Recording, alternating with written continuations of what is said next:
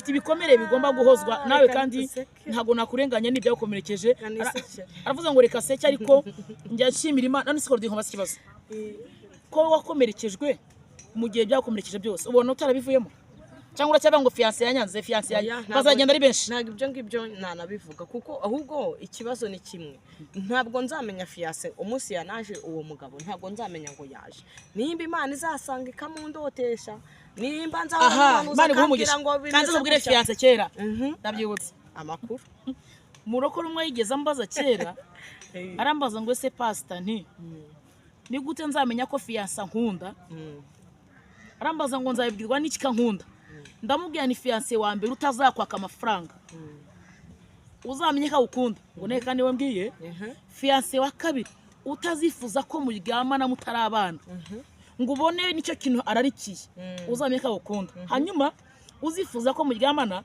akajya kubaza Claudie ufite iki kuri kontera ariko ufite hangashi uwo muntu abakuryaye ntago fiancé wawe ashishikazwa n'ibyo utunze mutari mwabana kandi wakwemeye ntakubaza ngo ufite iki ntakubaza ngo wizangaye iya gukunda bagukunda kabiri ikimenyetso cyuko fiancé mukundana usubije inyuma nuko iyo muhuye ahinda umushyitsi aragutinya akugira ubwoba arakubaha ntago yumva mwaryamana oya ahubwo ahora buri munsi ari wa muntu ugukunda kandi akakubaha abyimishije akubaha n'ibyawe akubahera n'abawe bivuze ngo umunsi uwo muntu yaje rero udakeneye amafaranga utifuza ko muryamana Claudie uzaba washatse Imana imuzane ariko igikomere mfite pastor reka nkikubwire igikomere mfite ni iki ngiki mu mutima wanjye ahubwo unsengera icyo kintu kinamvemo muri nge kive muri njyewe mba numva nta muntu wankunda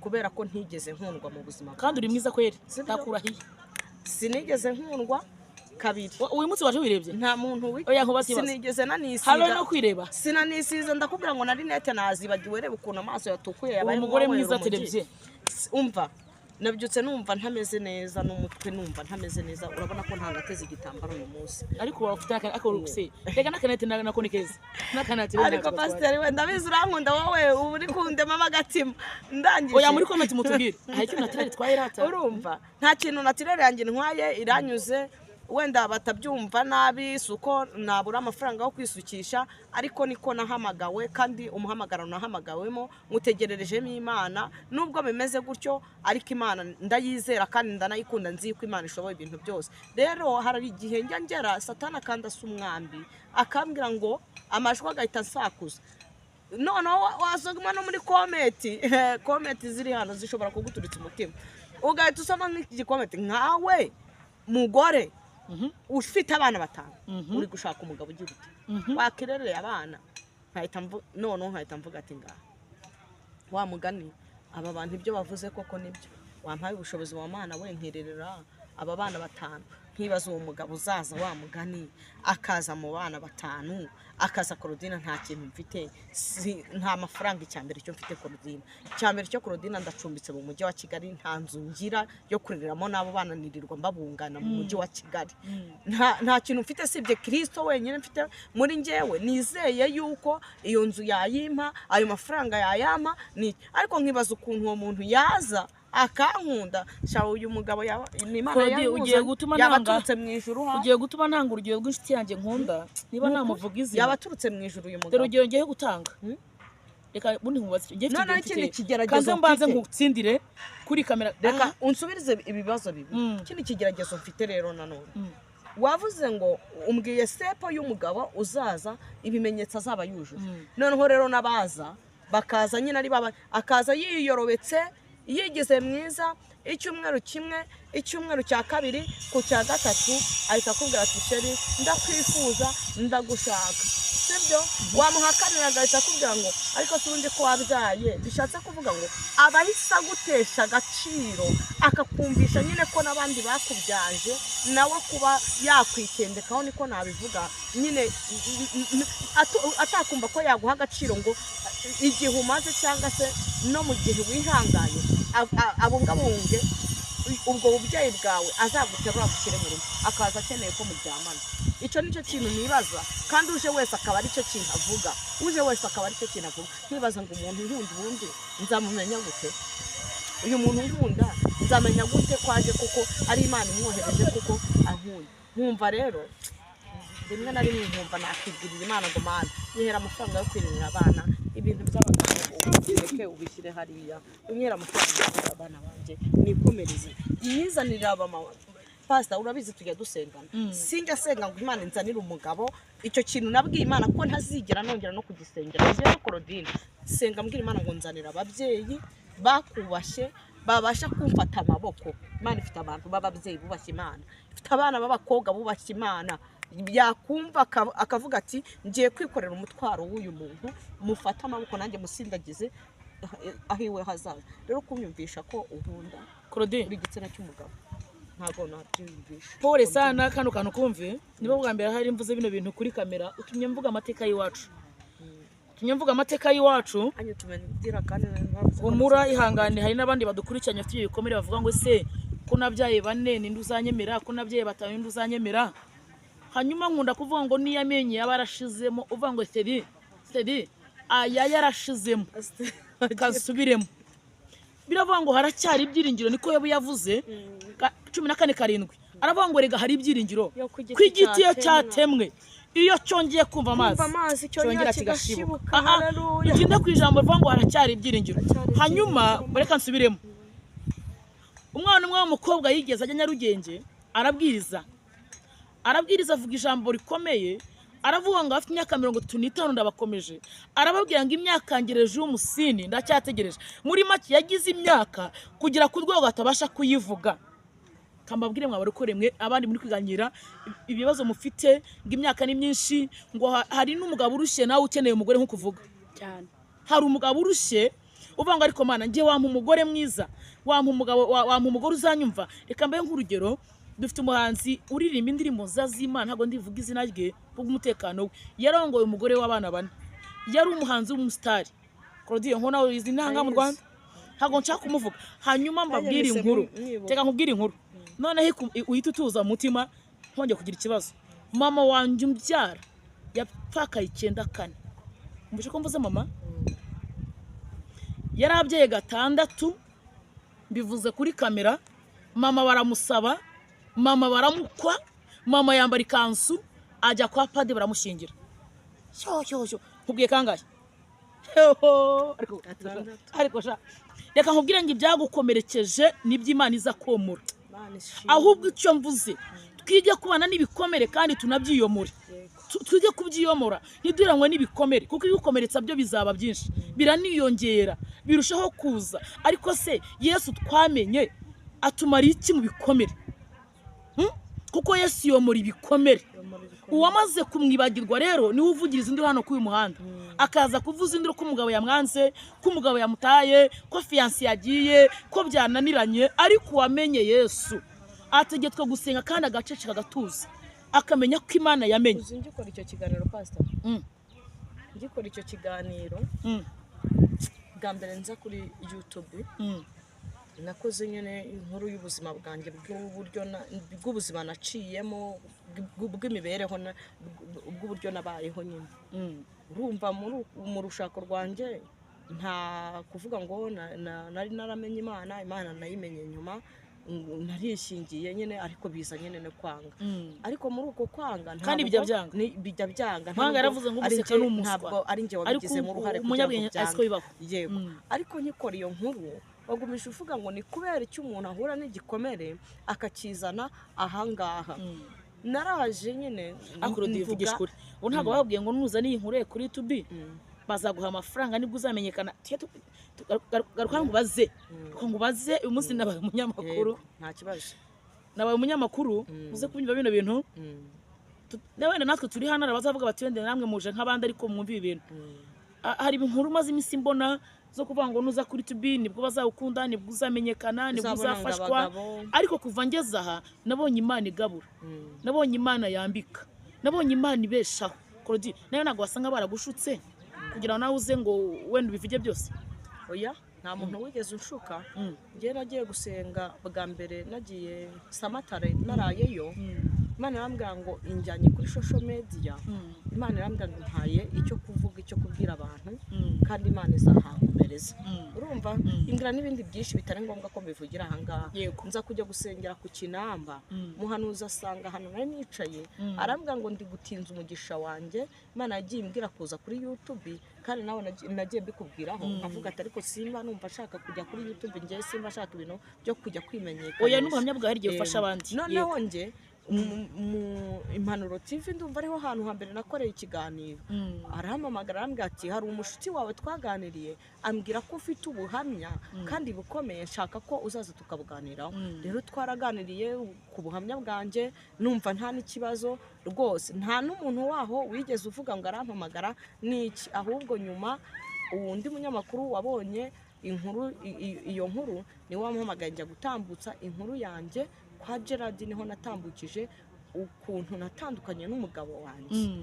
Navuyeyo nka saa 12 hafi bishyira saa 1, ndataha ndikarabira njya mu buriri ndaryama, ariko telefone yanjye ntabwo yigeze ihwema guhera ubwo nyine mvuga iyo nkuru yanjye y'ukuntu natandukanye n'umugabo.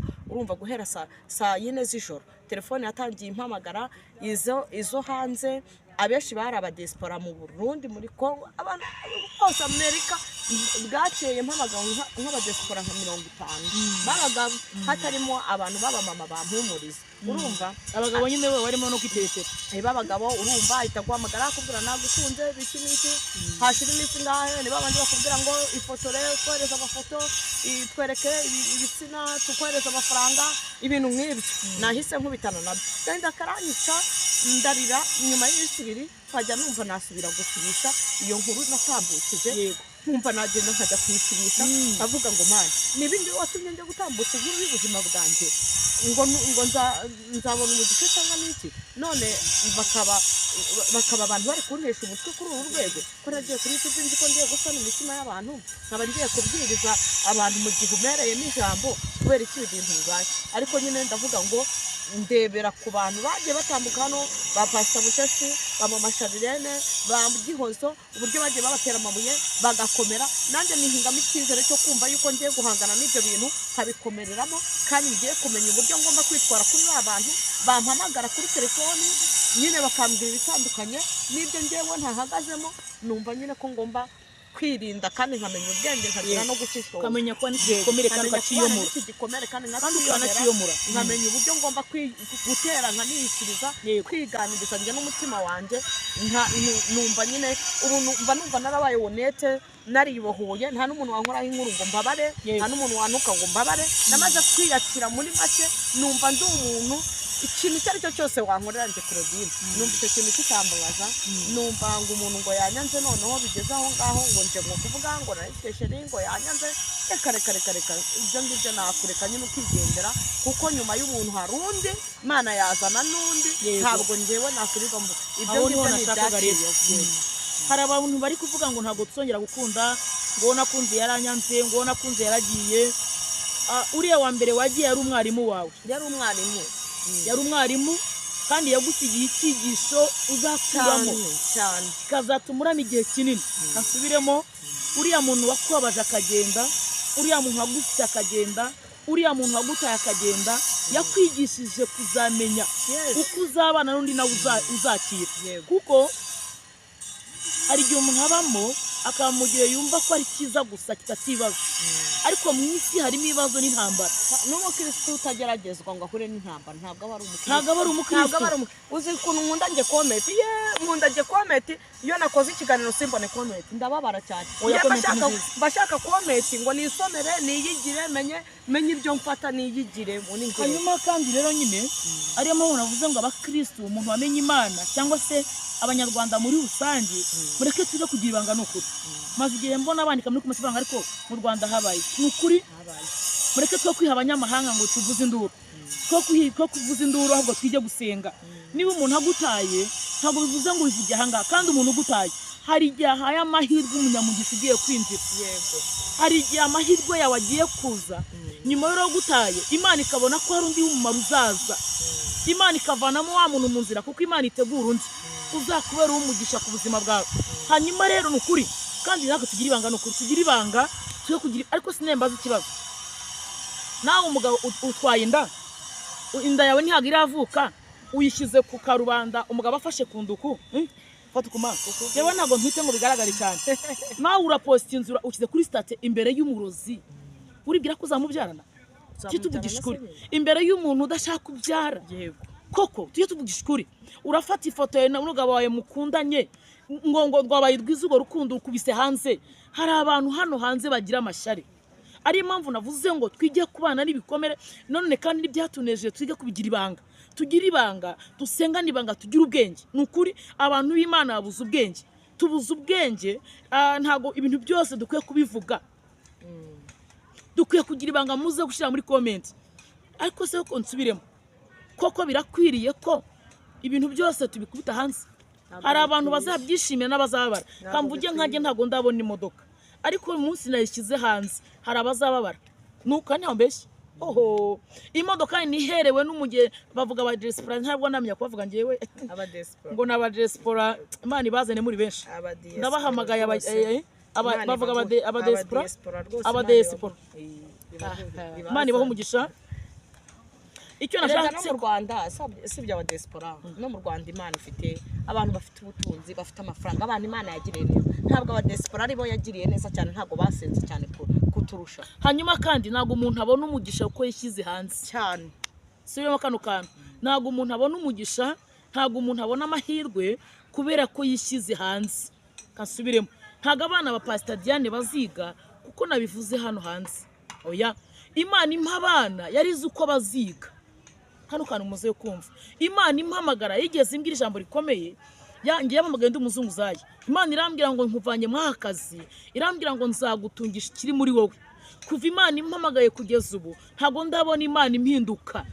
Ntago ndabona Imana isebya kugira ku rwego nkavuga ngo inzara iranyishe, umugabo yarantaye, abana bishwe n'inzara. Oya, Imana igikoresha amaboko atandukanye, umuntu w'Imana akabaho cyane.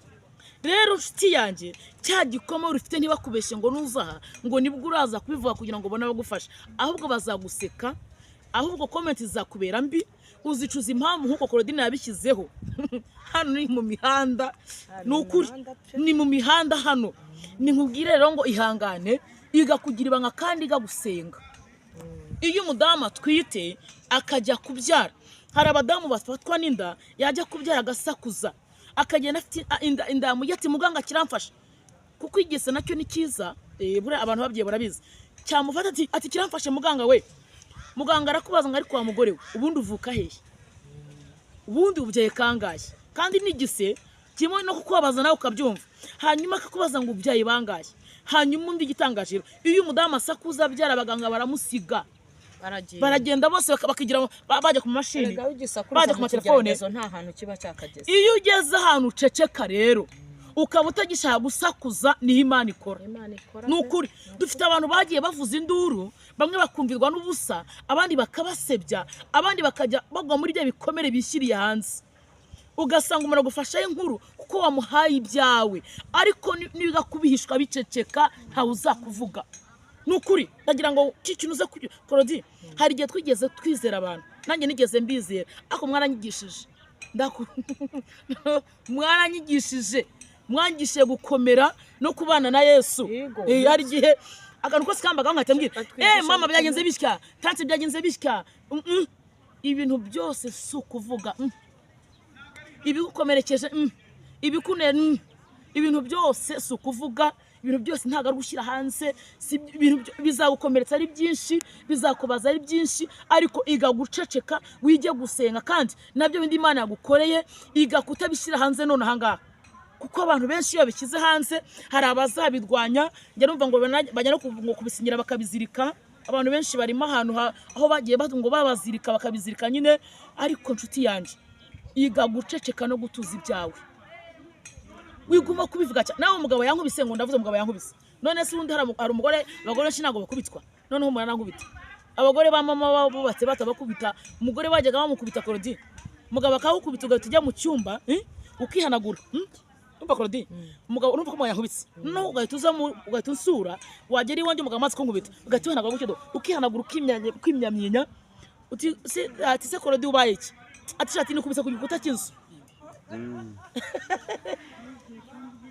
nawe umurangubita mwabarokore ugahita uvuga ngo yewe nguswa nikubise ku gikuta cy'inzu kandi umugabo ukubise none umugabo aragukubise isi bivuga umugabo akugura n'igitenge urabivuze umugabo aragusize urabivuze nshuti yanjye twige kugira ibanga two kwitaranga hano hanze abantu benshi bategereje kubona ko twakozwe n'isoni ariko nitutabereka ubuzima turimo ntago bazamenya uko tubayeho. urakoze Imana Pastor Diane bw'imugoro nziza ukomeje kutugezaho Imana amahoro iguhe umugisha ariko akeshi umuntu ahura n'ibikomere mu kazi akora kuko niba usenga nk'uko uri umukozi w'Imana ntabwo uzahurira n'ibikomere mu rundi ruhande utabamo wowe nkawe mu rwawe ruhande n'iki kintu cyagukomerekeje mu muhamagaro ukageza wumva yenda wata umurimo utubwire n'ikindi kintu cyiza wahuriye nacyo muri uyu murimo kikaba cyaratumye ubasha gukomera mu bihe nk'ibi kuko abandi bashumba bataye umuhamagaro. Imana iguha umugisha ndagaruka ku cyo mvuze cyo gukubitwa cy'abagore bagaceceka ubu noneho ntago baceceka kandi nubwo byemeye ko umugabo bakwita umugore n'umukubita baragufunga tutagira ngo ntago abagore aba gukubitwa navugaga ibyahise bya kera rwose ibyo ariko byabayeho abanyarwanda murabizi muri komite muze kubimbwira habagaho igihe bakubitwa ariko bakihangana bakubaka ingo bakanaceceka kandi habagaho n'abantu beza bafite ibanga ubu kugira umuntu ubwira ibyo ntabivuge biragoye cyane. Imana iduha abanyamabanga Imana iduha abantu batubikira ibyacu nimba barambona uwo mbwira kuko abantu benshi baboza bababwira niyo mpamvu abantu bafite ibikomere by'uko bagiye bavuga ibyo bavuze bakahita babakomerekeza kuko iyo umuntu akumenye iyo agarutse agukomerekesha ibyo wamuhaye ko wamuhaye bya bindi nibyo ko agukomerekesha urambaje ngo ibikomere nagize muri umurimo muri mbye rimwe niba ngo mfite ndavuga ngo numara kumwemera umukiza wawe uhamye mu bandi ibyo yagukoreye usabe n'Imana bahishurire Yesu bahabwa ubwo buntu wahawe nawe jya ninginga Imana ikwereke Yesu umwakire nawe nicyo ngusabira. Imana iguha umugisha muri uyu murimo ikintu cya mbere cyankomerekeje ntazibagirwa nuko nizeye abantu icyo cya mbere nuko nizeye abantu hanyuma mu kwizera abantu bamwe nkajya mbabwira ibyanjye bikarangira ibyo bankomerekesha icyo ni cya mbere ubwo harimo kutagira ubwenge mu gake. Ikindi cya kabiri nta mpamvu n'iyi nimwibaho uri mbere niba ngo naho nabaho nubwo nabaho nzi ko nkundwa na Kristo ampa ibyo nkenera byose nta mpamvu nimwe nahura nayo njye mfite abana 3 nkunda nahawe n'Imana narabuze urubyaro ndi kuri kamera imbere y'abantu bose n'Imana n'umwana wayo naho Imana yabajyana bakagendera rimwe ntabwo nzava ku Mana. Wanda muravuga ngo Pastor Diane ukoze ubutwa kuko nje nibuka Imana yankuye Imana yangire neza mu mana bwayo kuba nduyu n'ukubera Imana naho ngeze n'ukubera Imana nta nubwo kandi Imana iri buntwara abana banje ariko n'urugero rw'uko yabitwaye icyo nkunda nta muntu ku isi nkunda nk'umwana wanjye ntawubaho nta uruta nyoko wawe nta uruta mama w'umuntu nta uruta umwana wanjye ntawuba ariko nibwo rugero ntanze bambwiye ngo Pastor abana bose barapfuye nabo barakunda umubyeyi ariko ntabwo byatuma ndekura Imana oya ntabwo byatuma mvuga ngo mvuye ku Mana. Rero urambwiye ngo kazi dukora nikadukomeretsa ko ariko kazi turimo nibyo hari abadutera amabuye hari abazatuvuga hari abadusebya bazadukoraho inkuru ariko ntabwo twemereye kubaho ibyo bashaka. Niba bavuze ngo Pastor Diane kamvugiye na nk'ubu bavuga ngo ngo umutwe wa Pastor Diane asigaye ari indaya ni byiza ko ibyo bavuze ntasa nabyo ntabwo dukwiye gusa n'ibyo batuvuga abadusebya ntibazabura abaduharabika ntabwo bazabura ariko ntabwo tugomba gusa n'ibyo batuvuga. Naho ibidukomeretsa mu rugendo byo ni byinshi kuri ngeravuze ngo nyura mu misozi nkaca mu mataba ngo hose niko harusha umutima ngo njye nsaba Uwiteka kugira ngo antabare, njya nsaba Imana kugira ngo abane nanjye. Kandi nanone ndashimira Imana ko mu bantu bamwe badukomeretsa hari n'abo Imana izana batwomora. Tugira igice cy'abadukomeretsa, tugira n'igice cyiza cy'abaduhumuriza bakatubana hafi. Muri make niyo twavuze ngo nyuma y'umuntu hariyo undi muntu yakubabaza kandi umuntu yanakunezeza. Niyo mpamvu ugomba no kubana n'umuntu utegetswe ko n'umuntu utagira inshuti afite ikibazo. Utagira inshuti nabyo ni ikibazo, warwana ubona ugusura. Ni byiza ngo ugire inshuti mu gihe cyose uriho. Niba nta nshuti ufite nanone ufite ikibazo. Ni byiza ngo ugire inshuti, nayo igomba kubaho, nayo ikabaho, ukamenya inshuti yanjye mbana nayo gute. Urakoze cyane. Rimwe abapasiteri bari mu mahugurwa muri semina, umuntu umwe yarabigishije aravuga ngo umushumba kenshi arinda asaza agerageje kuva mu nshingano inshuro 7 ariko Imana igenda ibana nawe. Ese Pastor Diane, hari ikigeragezo rimwe muri ibyo byose wagihura nabyo, hari igihe wigeze wumva watakaza umuhamagaro? Nabyo kigeze bikubaho? Imana iguha umugisha. Paul yaravuze ngo nshobozwa byose na Kristo nk'imbaraga, nshobozwa byose na Kristo. Mu rugendo nta muntu wakwishoboza, nta muhanga urimo, ntawe. Paul yaravuze ngo wambaye uno mubiri ntirate nk'ukuyemo. Abyumishije uwambaye uyu mubiri. Mu by'ukuri ubu uyu mwanya urukundo nkunda Yesu nurunyemeza ko abana banjye bose badahari naguma nkamukunda. Ariko Yesu n'ugomba kubinshoboza. Ikintu muze kucyumva dukurikiranye. Yesu n'ugomba kugushoboza akaguha umutima wo kubasha kwihanganira bimwe byawukomerekeje, ko intambara zizabamo. Ariyo mpamvu mu Kristo cyangwa umushumba, umunyamasengesho akwiye kwitoza ko mu rugendo arimo azahura n'intambara. Sirekordi ukamenya ko uzaba intambara kabase nimpura intambara. Yesu wangaburiye cya gihe, Yesu wanyambitse cya gihe, intambara zimungureho umuntu uko nawe intambara, ahubwo nkiga kubana nazo kandi nkamenya ko Yesu aziruta. Yesu azirusha imbaraga. Birasaba ngo nkunde Yesu cyane kurusha ibindi bintu byose. Ni nako yavuze ngo ukunda umwana kundusha ntaba nkunda, ukunda se nyina cyakundusha ntaba nkunda. Birasaba ngo dukunde Yesu cyane, niwe uzadushoboza kubana n'ibidukomeretsa kandi akabitwomora. Yego. Turabashimiye. Ariko nawe arakarusha kongeraho. Njye nta kintu numva nakongeraho. Cyangwa ngombwa nuko nabwira abakunzi bacu badahwema kudukurikira uko bwije nuko bukeye, bajye batuba hafi kandi bagumije badushyigikire, tugumeze twamamaza ubutumwa bwiza bwa Yesu Kristo. Nicyo tugambiriye. Yesu kandi banasenge, kandi munasenga. Abantu basenge, abantu begera Imana, ntago abantu bagisenga, ntago abantu bakegera Imana. Iga gusenga, iga kubana n'Imana, shaka Imana nayo izakwereka. Yego. Murakoze. Reka tugere kuri conclusion.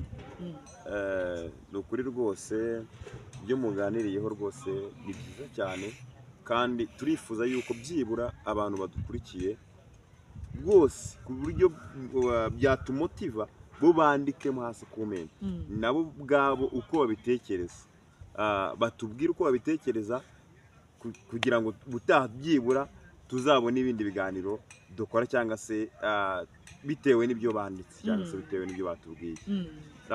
Turabashimiye rero, turabashimiye kwitabira ubutumire bwacu, mukaba mwaje tukaba twaganiriye, kandi ndahekeka ko twaganiriye ibintu byiza.